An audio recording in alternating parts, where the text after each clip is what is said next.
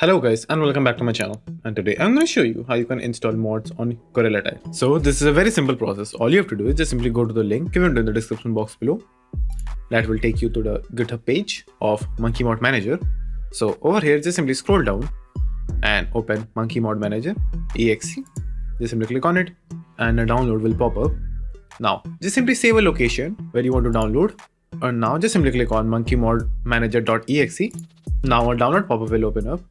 Over there, just simply choose a location where you want to download it and then press save. Then when the application is downloaded, just simply click on that exe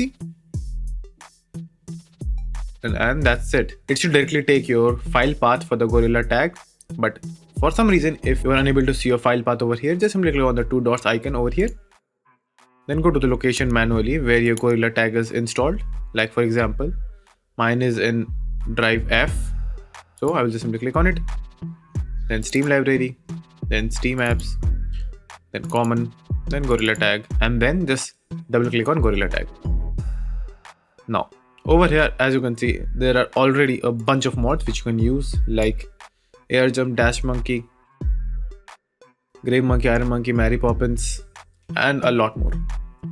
So you can just simply choose any one of them or multiple of them, and all you have to do is in the end just simply hit install/update and the mod will be activated in your Gorilla Tag game. And there are also more mods made by different creators, so you can go and search on the YouTube and you can go to their Discord servers and download their mod as well.